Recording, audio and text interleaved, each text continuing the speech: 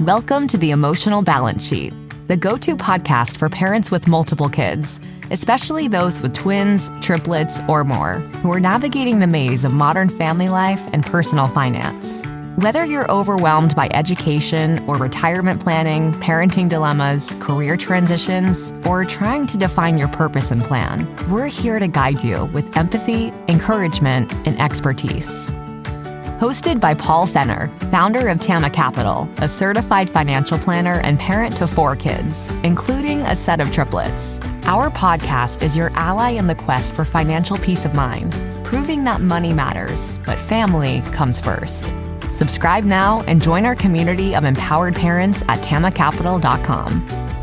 This podcast is for informational purposes only and should not be relied upon for investment decisions. Clients of Tama may retain positions in the securities discussed in this podcast. What does comprehensive financial planning even mean? At Tama Capital, it means a family office where lifestyle planning such as retirement, college, portfolio management, and tax prep and planning are all under one umbrella. But it goes beyond numbers. We focus as much on the emotional side of financial planning as we do on the financial side. We get you. We understand your challenges of building a family, business or career, and a healthy life. We are devoted to wealth planning for families like yours because we are you. Learn how our family can help your family by visiting tamacapital.com. We all know that this time of year spurns great interest in setting goals and that sometimes dreaded word, resolutions. But do we actually know the difference between the two? Our resident neurologist expert, Dr. Teryn Clarke, is back to walk us through the difference between goals and resolutions and why we should focus on goals or objectives and not resolutions. Specifically, we address the acronym SMART, and we'll get into that in our conversation. But we explore the vital role of tiny wins in habit building and that rewarding shift in medicine and financial planning towards a more collaborative, lifestyle-centric approach. As an added bonus, Dr. Teryn and I reflect on our transitions from the daily parenting struggles to the satisfaction of seeing our kids become independent adults. Please enjoy my conversation with Dr. Teryn Clarke. All right, Dr. Teryn, welcome back. How are you? Fine. How are you doing? It's great to be back. Yeah, well, we're recording this the week of Thanksgiving, so the show probably won't actually release until January, so we're trying to get a head start. But before we actually hit record, you were telling me about how you're going to have all your kids back this afternoon home for the holidays. So what is that like? Like I mentioned, it's hard to get my arms wrapped around that because I'm in the throes of raising my triplets plus 1 right now. But I know there will come a day when they all leave. And then, what's it like having them all back? It's so nice. We still have one at home, but having one at home is so quiet because you just don't hear the kid to kid chatter. And so, which you'll have when your triplets leave for college and then you still have one at home. It's really weird having an only child at home. So when they come back, it's just all the laughter and all their inside jokes and their little thing. I mean, they're probably talking about us and laughing at us half the time, which is totally fine. But it's just nice to have all that, those happy sounds, all that joy. And it's interesting when they come back, they have such an appreciation for being at home. My kids just love cooking in a full kitchen that's not a shared dorm kitchen or an apartment kitchen. I think they really appreciate having nice cookware. But it's just all the happy chatter, and then to see what things, what restaurants they want to go to or what things they want to do in their home. It's just fun to realize what they liked the most, which when you're in the throes of it, it's just hard to observe that, That is just great. It's so fun. When they come back like this, do you and your husband feel like, the work was worth it? I guess I'm trying to think of a better way to explain that because right now, my daughter woke up on the wrong side. She went to bed on the wrong side of the bed last night, and she woke up on the wrong side of the bed again this morning. And it's like whenever you start the day like this, it's like, oh my God, it takes me like 10 minutes to do like the breathing exercises, and it still wasn't working this morning. Yeah, I mean, it does feel totally worth it when you see them being adults that are out in the world, working or living independently in college. And so, yeah, that part is just great. It's funny. I had another thought when you were talking about them waking up on the wrong side of the bed. Now I can't remember what it was. Shoot, if it comes back, I'll just hop in with it. So, well, today we're going to talk about something that's going to be really relevant here in January, is goals versus resolutions. And there's one stat, I don't know the specific date, maybe you do, is that I think it's by like early or mid like February, everybody's goals or resolutions are basically like thrown out the window. Like by like early on in the new year, people that have put down goals or resolutions, really, they just stop. And so I think the question I want to start with this today is, how do you define the difference between a goal and a resolution? And then we'll just let the conversation go from there. Yeah. So a resolution is typically, a declaration, one statement of I'm stopping this now, or I'm starting this for the year. And they tend to be, a broad, vague statement. I'm going to get healthy in 2025, or I'm going to stop eating sugar in 2025, or I'm going to stop smoking in 2025. So they tend to be kind of broad, vague, not particularly defined, compared to when you set a goal and you set it in a way that your brain can really take it in and start working on accomplishing it. Those are generally SMART goals. Those are completely tailored to the way the brain works. And so that's why I would encourage people, if this comes out in January and they already set a resolution, they may have already struggled with it. And, it's not too late to start a SMART goal, a small start goal. And maybe a better idea for doing that is kind of thinking about a new SMART goal each month, rather than this massive thing at the beginning of the year, which we all have done that before and failed at it. So we're familiar with how it just doesn't work with the way our brains is set up. So for our audience, let's define what that acronym SMART goal means. So I know it, but go ahead. Yeah. So if listeners aren't familiar with it or haven't revisited it in a while, so SMART goals are specific.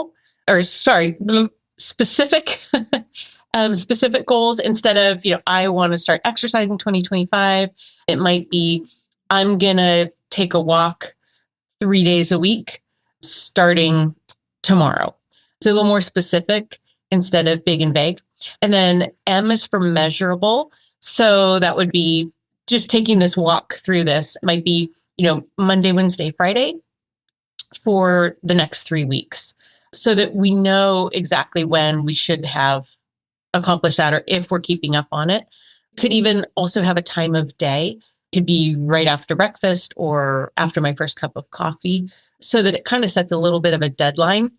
If I've gone to work, I had my breakfast and I already had my coffee and I haven't done that walk, that I already know I'm a little bit late for it and I've got to find time in the day, rather than getting to the end of the day and going, oh, I didn't do the walk I said I was going to do. Now I should do it. Has to be attainable. So that would be realistic. It can't be like, I'm going to start, by deadlifting 200 pounds in the next week. It has to be. I think that's the toughest one. I think the A is the attainable. I think is the toughest one for people. Yeah. Sorry about that. My daughter's calling and now I'm wondering what's happening at home. And so the attainable and realistic. And then time bound is one of the T's. I add a second T on. So time bound would be giving yourself a goal in terms of time. So that's part of the reason that just 2025 is too vague. So bringing it to, a realistic goal, for 2 weeks, for 3 weeks, or for 1 week, or 2 weeks in a row. It can be, any kind of time measurement that you can put on there. And then I add a second one, which is tiny. So, part of, if we're talking about exercise, it's hard to go from no exercise to an hour of exercise a day. it's hard to prioritize that. It's really a big shift. So the smaller we can make that goal in terms of tiny, exercise can be, I'm going to do 1 squat today. I'm going to do 1 jumping jack. It's absurd. And that absurdity usually leads you to do more than you even set. So, and that feeling of exceeding your goal actually gives you an extra dopamine boost, which is our reward chemical. And so if we can set them really, really tiny and then meet them, that gives us 1 dopamine hit. If we can exceed them by a bit, it gives us a second dopamine hit. So that's the way I approach goal setting. I'll link back to one of our conversations a few conversations ago, because you talked about this when we were talking about tiny habits and habit stacking. And so I think that's what you're touching on there is one of our, really dovetails in one of our previous conversations. Yep. From the work that you do with working with patients, is there one of those in the SMART goal acronym, if you will, one that you see that's the hardest? Because like I mentioned, I think the one that I think people struggle with, at least from the financial planning world that I live in, is the attainable. Like these goals are so big, kind of like what you were just talking about, is that they're not realistic. Like the whole saving, if you've never really had a consistent saving plan before, the thought of saving even like $1,000 in a year could be very daunting if you aren't saving like $100 a month. So you're breaking that up. And I think this goes back to our previous conversation too, breaking that bigger goal into smaller bite-sized chunks that's meaningful. And then to your point, it's like when you see some success, it just kind of builds on top of each other and you get that positive momentum. Right. And I think it's sometimes even within that SMART, so I didn't talk about, but R for relevant. So sometimes when people are looking at their goal of, let's say, saving for retirement, I mean, that goal is relevant. It doesn't feel as relevant to them to save, $50 this month. That doesn't seem like it's relevant to their goal. So sometimes that one, we need some data to back it up to encourage people that this will make a difference. Like if I'm trying to have somebody cut back their sugar, for them to, if they're, for example, having a fancy coffee drink like a mocha pretty much every day on their way to work, to them, it might not seem like cutting down one of those a week is really that relevant to a sugar goal because they're still getting a ton of sugar. It's going to take time. So sometimes that one, it's really mapping out making it into an action plan and seeing how that goal is going to slowly build a new habit that over time is going to get to their big relevant goal, but not trying to go from, 7 days a week of a really sugary coffee drink to none, because that's painful. People are going to fail. But taking out one a week, it's, so sometimes I find like with the savings, you kind of have to look at that map out of how amazingly money grows over time just from small changes. Compounding. Yeah. So it's really a problem with, the dopamine system. Sometimes we are only set up to get dopamine hits from accomplishing big things, or, when we're seeing only that big, like, I want to have $100,000 in my savings account tomorrow. Like that would be a huge dopamine hit, right? That's where gambling comes in. That's where buying lottery tickets comes in. But it's hard to focus the brain on really small goals and get those little hits of dopamine and have that be enough. So you get a bigger hit of dopamine by going out and shopping and spending $100 than you do by saving $100. And that's something we have to work against in terms of setting a SMART goals, setting action plans, and then committing to that. So in your work with your neurology patients, especially those that are, maybe on the precipice or cusp of like dementia or Alzheimer's diagnosis, do you find working with them, even maybe at some advanced ages, that creating SMART goals for them has some kind of like positive influence for them? Yes, because the brain really needs clear instructions. And that's where a lot of goal setting or resolutions breaks down. And so what I used to find with my patients, especially, is I would try to give them all that instruction during, a 1 hour consultation or follow-up. And it's really hard to follow that. Part of what I really designed the book to do was to reinforce the conversation would start in clinic and then give people clear instructions. So the decision-making part of the brain, the executive function part, is called the prefrontal cortex.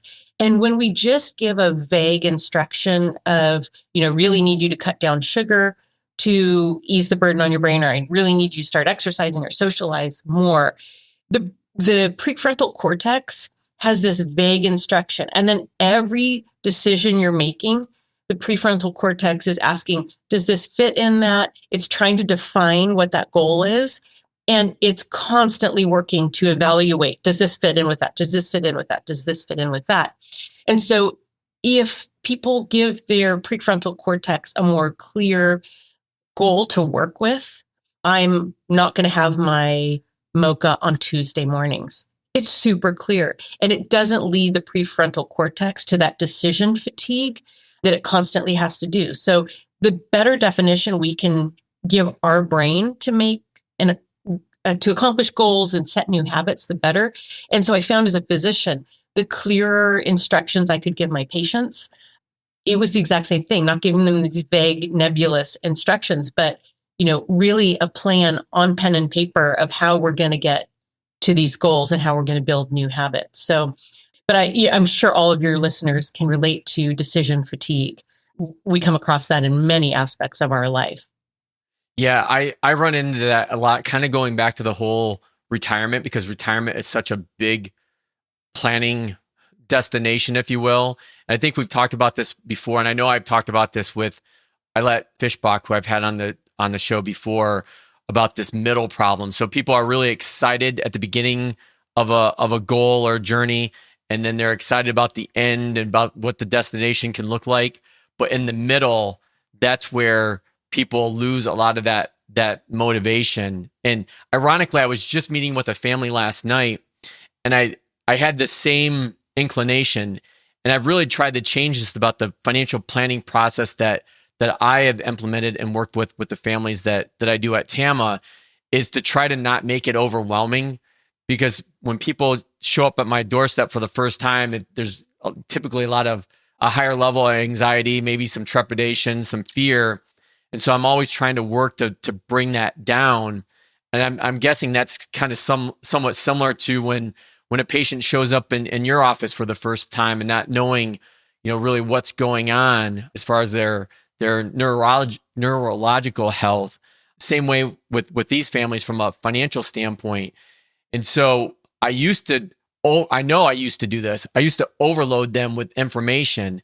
And for the last several years, and trying to refine my process and make it a better client experience, is to try to give them less and less, but give them more consistency of these are the things that we should be doing, and kind of like a step function of okay, we need to do this before we need to do this, before we need to do this whole crawl, step, run kind of mentality. Yeah, I mean, that is exactly utilizing the brain pathways as we understand them, because the brain craves efficiency. That is what it will always try to get to, is efficiency. So when we have too many decisions or too many options, it's easy to get overwhelmed.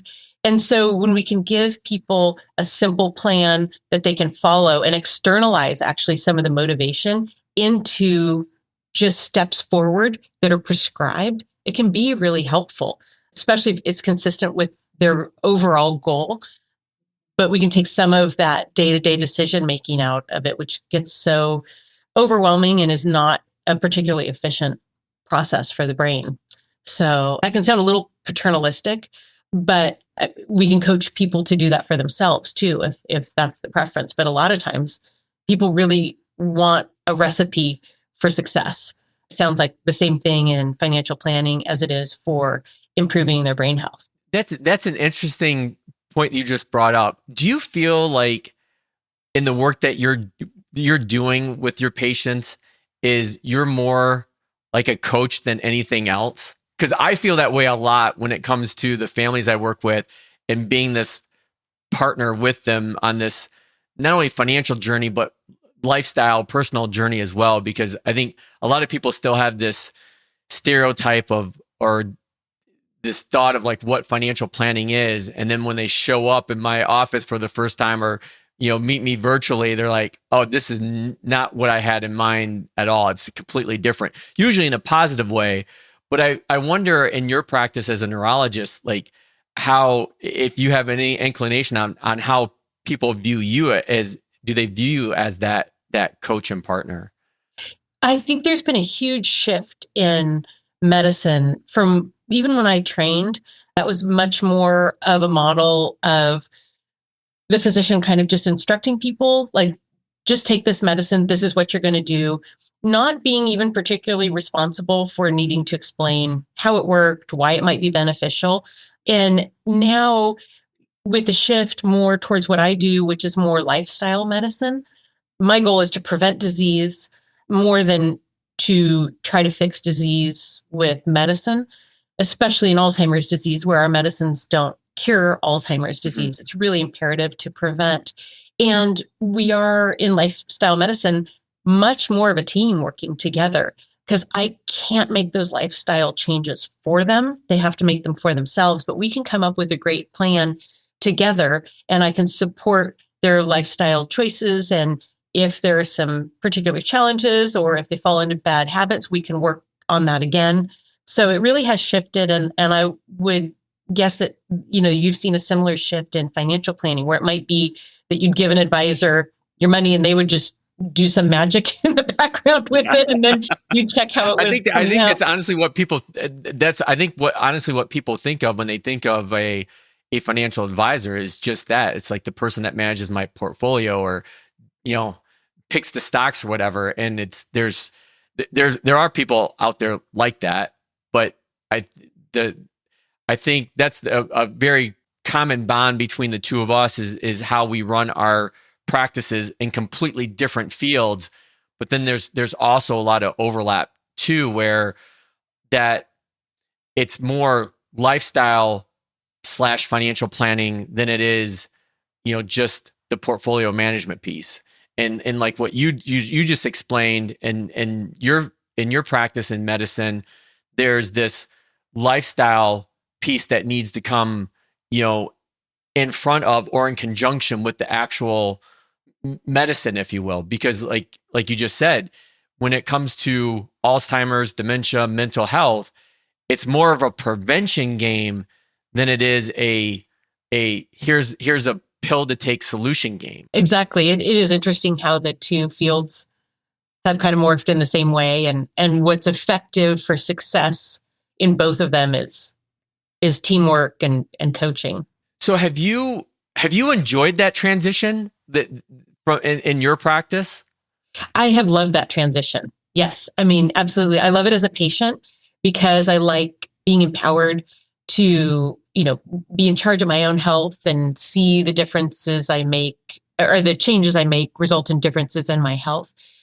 And it's, to see patients have success and they know they're responsible for that, and they did that, is super rewarding. It's so much better than just the feeling of getting out a prescription pad. And, there just are so few things that we truly cure with medications. And there's so much chronic disease that seeing people be able to change their lifestyle and change the trajectory of their health is very rewarding. Yeah, I would agree. There's this concept called the hero's journey. And, in it, there's the people have this perception of I use Star Wars as a good example, where like there's this hero out there, like, Luke Skywalker, but really the hero of the journey is the person themselves. There's a guide there, like a Yoda, that helps, guide like Luke around, but he's basically the hero of his own journey, because he's the one that takes responsibility. But then there's our roles as a financial advisor, as a neurologist, medical professional, that we have this hand in helping guide and being that coach or partner with people to help them ultimately get to where they want to go. And I think that's one of the biggest changes in my firm that I've really emphasized over the last 3 or 4 years is understanding your purpose and objectives. And I'm assuming you go through this with your patients as well. It's like, okay, what do we want to achieve? Like, what's our why? The famous Simon Sinek book. And then what are the supporting objectives we need to do to achieve that why?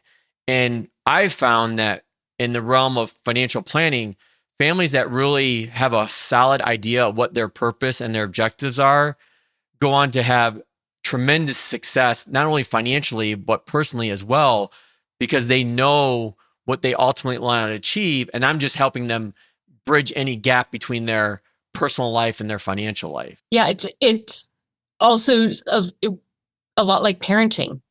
It's Yes. it's the support you give people when they're making their own decisions, and you help guide them, but you certainly can't make those decisions for them. But you can give the information so they can do their best. And it's just a different level of parenting. And I think that's shifting even more from the more instructive prescribed to the supportive. You just shift as they age. And so a lot of parallels throughout life that way. Yeah. So you're to pull on that thread a little bit more. You're in a really interesting transition with your kids right now, because obviously you have one that's started his career. You've got another one in college, and you've got one at home, and so that's got to be a really cool melting pot, because I'm sure that maybe the one that's left home, it maybe he's coming back for a little bit more advice from time to time, maybe, and you're not as dumb as you used to be, in his eyes. Yeah, I mean, I had heard that statistic earlier, and I think I shared before, that it's something like by the time they're a freshman in high school, you spent 80% of the time. Yeah. I think that's the statistic you're going to spend. Yeah, we talked about that. Yes, ballpark. We're in the range. Yeah, and we are going to spend more time with them in an adult to adult relationship than a kid relationship, and it's so hard to see that when you're in the kid part of it. When they're under your roof, and it's just amazing to see them come around and sometimes say the things that they've picked up from you, which you didn't realize was maybe an important message, or you didn't realize they were listening. And then you see that some of the wisdom you imparted really made a difference in the decisions they're making as an adult. It's super rewarding. And I think having one in each of those stages makes us really appreciate each of the stages itself. It's making us appreciate the one we have at home while we have him. We have him for another 1.5 years. So we're really in the moment with him, enjoying that. But at the same time, I see the future, when I look at his oldest brother, and I can see how cool that relationship's going to be when he's on the other side of college. So instead of making me kind of freak out that we're about to be empty nesters in a 1.5 years, I already have, the reward of seeing how beautiful the adult to adult relationship is. So I'm not clinging on to him. I mean, I'm appreciating it. I'm in the day with him, but I'm not clinging on to it and fearful of the day he leaves, just because I know it's going to be okay, which is hard when your first one leaves. You don't know that it's going to be okay, but it's really neat. And then I'm having fun realizing how quickly college went for our oldest. I'm having fun with my daughter at school, and she was worried about spending money on football tickets, and she's at Clemson. So it's like, that's right. Spend the money on, student tickets, first of all, aren't that much. They think they are, but they're not. But it's like, go to every game you can, because you're probably not going to go back to South Carolina and go to games, and it's never going to be as fun, and you're going to blink your eyes and be a graduate. So, I think all of those are making me appreciate everyone in their time. So it's kind of special. It's just so interesting when you have triplets leave all at the same time. I can't imagine. We've had this, we've had much more of a dimmer switch on kids at home than you've almost got a light switch there, because it's going to be such a dramatic shift.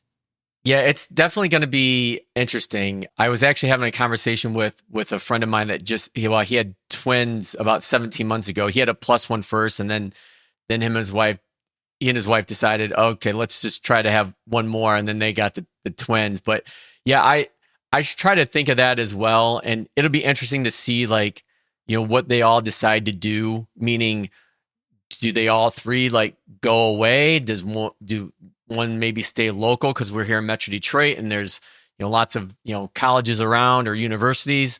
So yeah, it'll be interesting to see how that all works itself out. But yeah, we'll see. I'm getting more and more excited. Put it this way, Dr. Teryn, I'm getting more excited about it, to like what you were pointing out.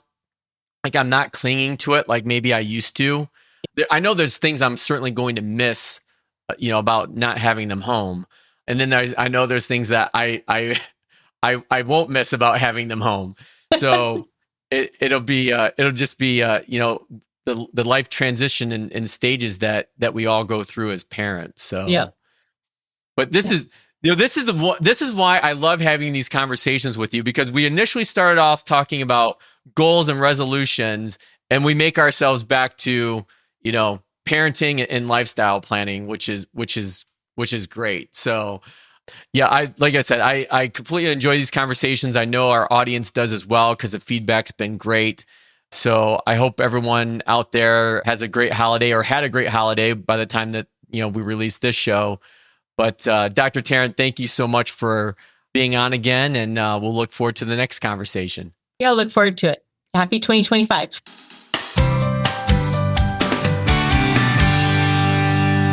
So I think my one big question to ask of you from this conversation with Dr. Teryn is, what small, attainable steps can you take to make a significant impact on your long-term objectives? And how can you ensure that you can maintain that level of motivation and consistency during the middle of this journey? And if you recall, the middle is where we get into our biggest issues, meaning we're really excited about starting a new objective, a new project. And then at the end, we're excited about wrapping it up and finishing it. But it's in that middle piece that we can get really lost. And I've talked about this a lot with previous guests on the show, especially when you're dealing with a long-term objective, like saving for retirement or getting healthy. And this is where it's key to realize that there's a big difference between setting an objective or a goal and a resolution, which you often hear this time of year. So hopefully you find this insightful and think about this question. That's it for this week. We'll see you next time. Now that you've made it to the end of another great conversation, are you looking for more? If so, head over to tamacapital.com, where you will find all of our conversations. Use the search feature to find the topic or guest you would love to learn more about. Also, don't forget to make someone else's day by sharing our show. Thank you so much, and we'll see you next time.